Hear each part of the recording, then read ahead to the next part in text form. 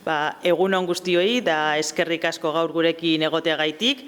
Alboan dut Arantza Maiztegi, gizartekintzako eta enpleguko teknikaria, eta biak gaur hemen gaude 2025ko tokiko enplegu plana aurkezteko. Nahi ez den bakardadean dauden pertsonei laguntzea ardatz duena. Durangorako garrantzi handiko proiektua da. Programa honek helburu bikoitza du, batetik kolektibo zaurgarrientzat lan aukerak sortzea eta bestetik gure komunitateko hainbeste pertsonari eragiten dien bakardadeari aurre egitea. Este plan de empleo es posible gracias a la colaboración con Lanbide y se encuadra dentro de la convocatoria de las ayudas para acciones locales de promoción de empleo de este año 2025. El coste total del plan de empleo son 78.638,73 euros, de los cuales Lanbide aporta 75.000 euros y el Ayuntamiento los complementa con los 3.638,73 euros. Quiero decir que aunque Lanbide lo que hace la aportación económica, que eso es muy importante, pero nosotros desde el Ayuntamiento hemos tenido que llevar a cabo lo que es toda la gestión de ese plan.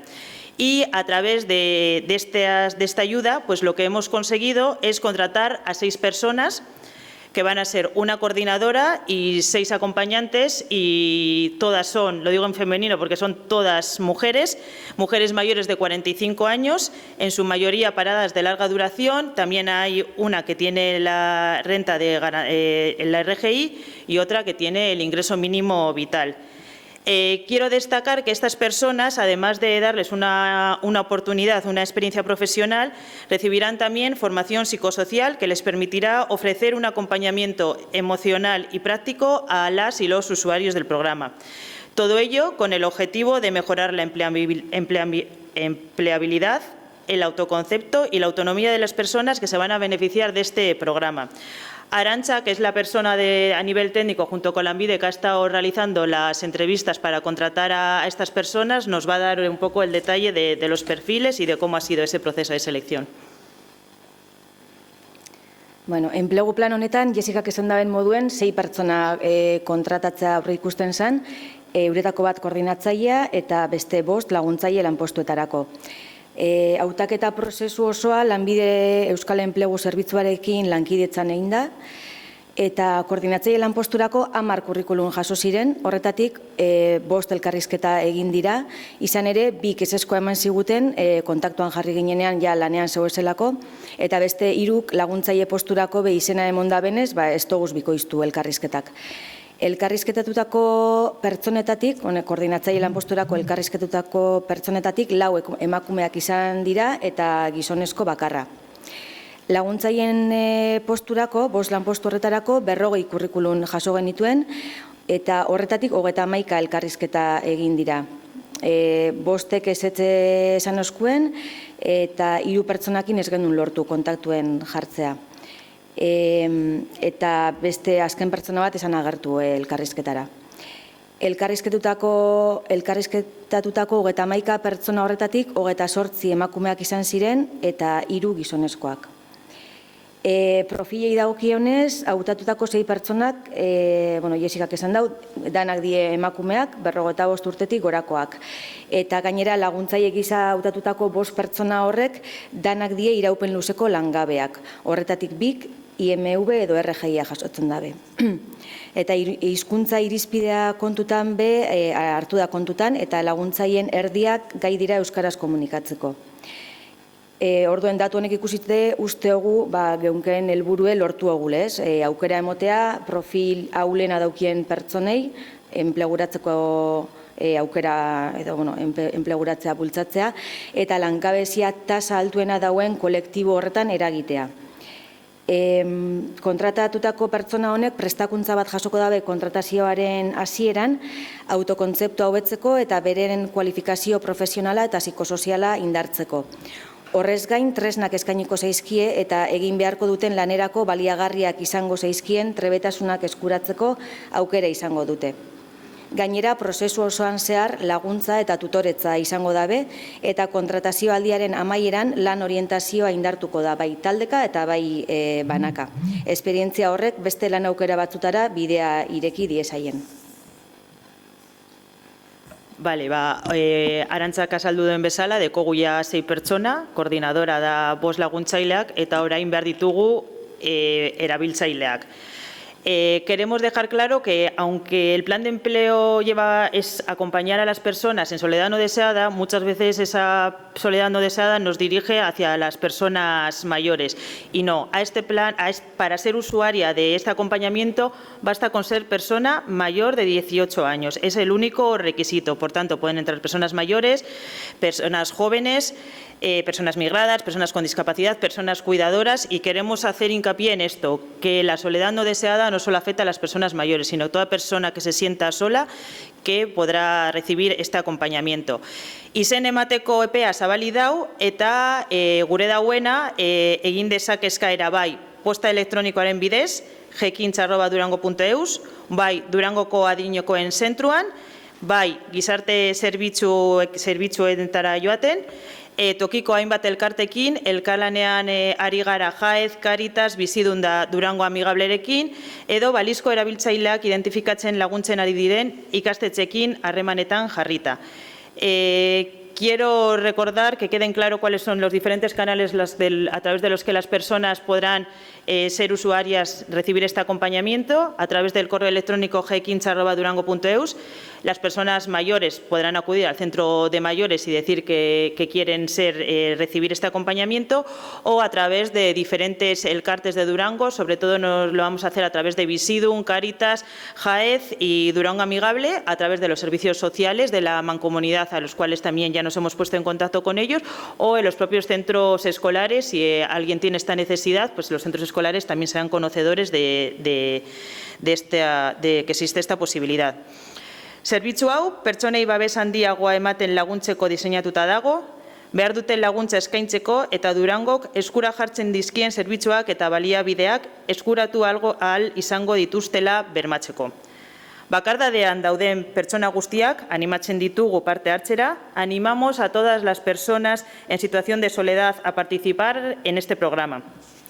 Este plan de empleo es un paso más en el compromiso del equipo de gobierno por ofrecer unas respuestas inclusivas a las necesidades sociales más urgentes, como son el desempleo y el aislamiento social.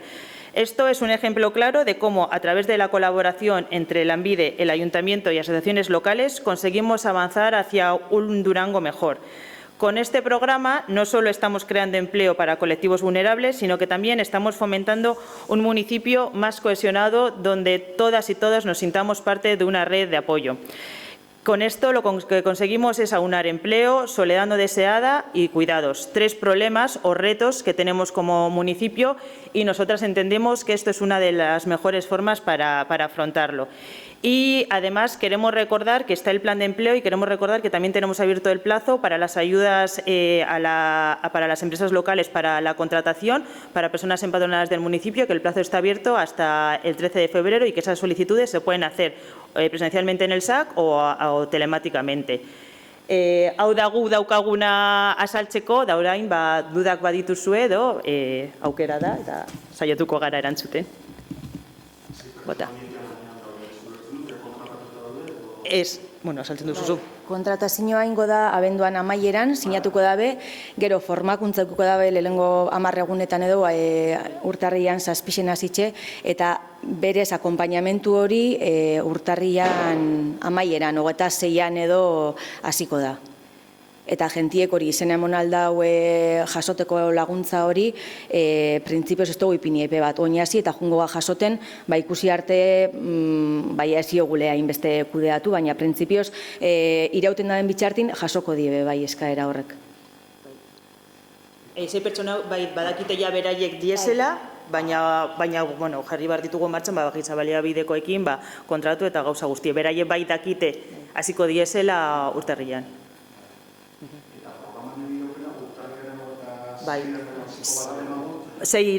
Programa da 6 hilabete eta kontratua da 6 hilabete txat eta 175. Printzipioz ekainaren amaieran amaituko da. Segero hasiko ginateke ja 2026ko enplegu plana lantzen. Hori, Lanbidek... Lanbideren deialdizien arabera da, eta lanbide markatzen dau, ekainan 30erako amaituta egon bidabela. Eta epiek di justo, holan, juteko...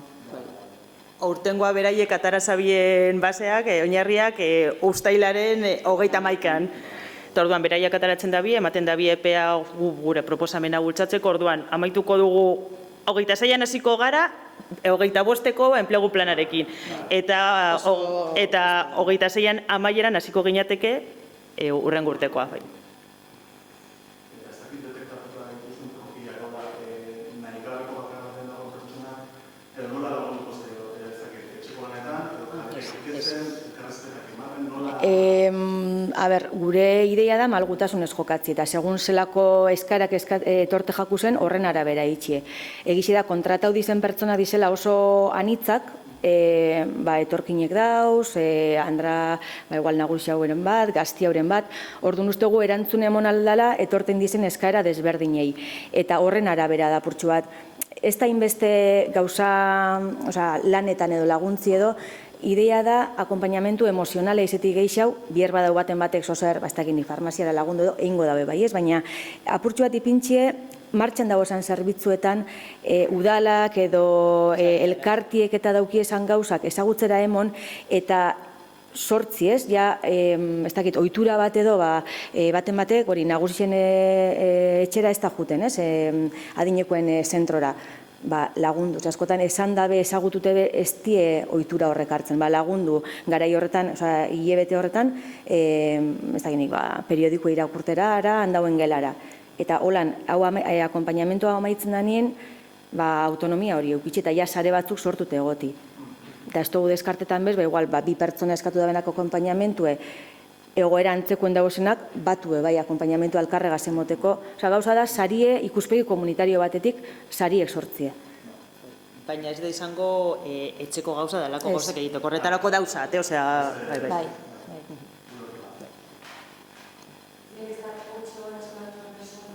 No. A ver... Bueno, en principio los contratos son el 75% del tiempo, o sea, son 6 horas, pero no, o sea, en función de las personas que se apunten, la coordinadora hará un organigrama y no, puede ser que haya una persona que igual necesite la primera hora de la mañana, pues porque, no sé, o sea, no va a estar, no es que cada cuidadora va a tener una persona y va a estar las 8 horas con ella, en función de la demanda organizaremos un poco, pero no es esa la finalidad, será que una misma persona esté con diferentes usuarias. Depende un poco de la necesidad. Habrá personas que igual necesitan el acompañamiento todos los días un par de horas y otras que con quedar, yo que sé, un día a la semana para, yo que sé, ir al grupo de punto, le es suficiente. Entonces,